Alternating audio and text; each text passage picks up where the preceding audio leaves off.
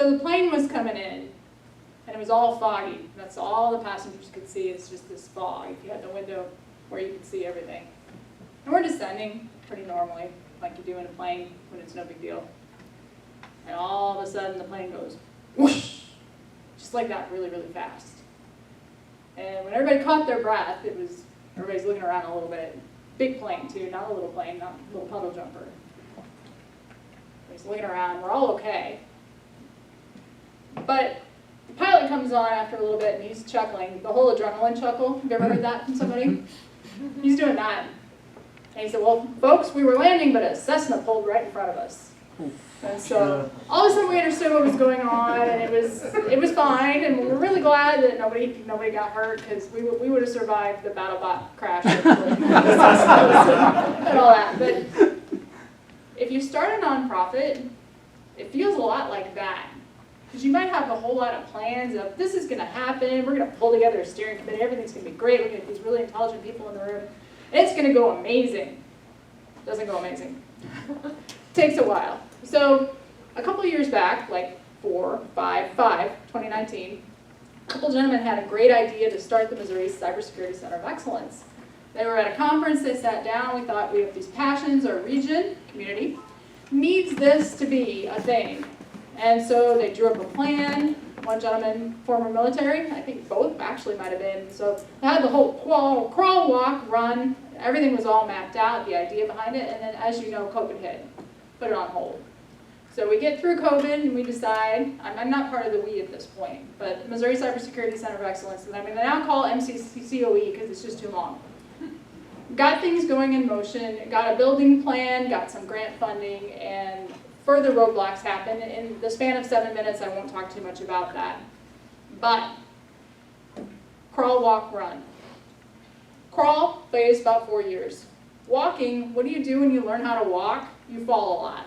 So we are in the early phases of the walking, and somewhere along the way in the walking, we walked right off a pier and we're swimming in something that looks like that.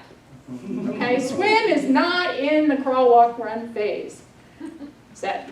But what we have is a grant that pays us after we incur services and provide services to students. And I haven't even told you about what those are yet.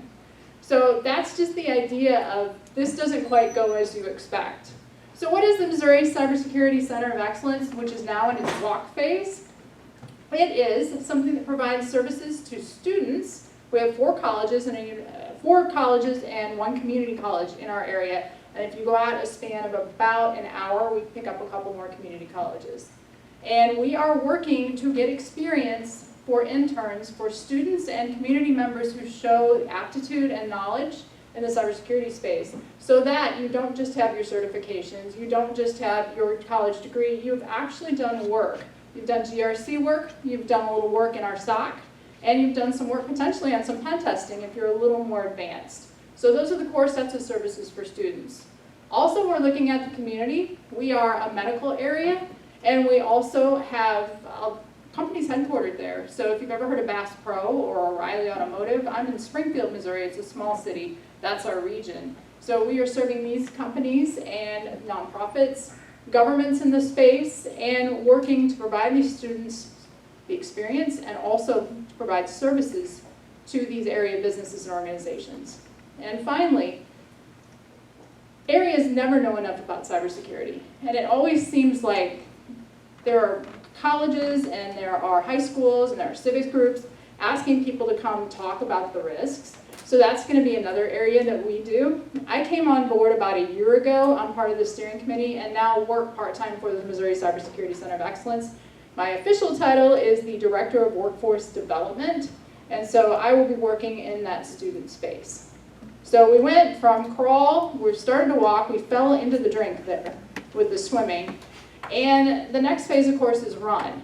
And the program and how it's going to look when it's running should be full intern set, probably rolling in 1 intern at a time for a while and then eventually in cohorts, meeting students where they are, finding community members who are interested in cybersecurity and having a path for them to learn enough to know whether they want to pursue it, And then continuing to grow the services we offer in our community through partners to be a full service organization, serve our MSPs. We do a little of that now. We're hoping to do a whole lot more of that now as an MSSP with students. And then at the end here, we have what we hope is a flag phase, which is to take everything we're doing when it's successful, document it perfectly. Hopefully we've done that along the way, Tim, right? Document it all along the way. Yeah, okay. And then turn it and hand it to another community and say, here's our program in a box. So I have 3 asks for you in a minute 32 in which to do it. Number 1, get out your phone or other electronic device and go to mccoe.org. That's our website. It goes into a little more detail about what we do and who we do it for.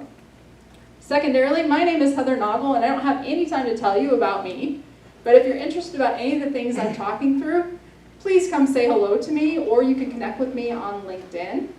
And 3, this is the big one. Look around, you can see who's here. If you need an icebreaker topic of conversation for somebody who's not here, just start talking about the Missouri Cybersecurity Center of Excellence. That's all I have today.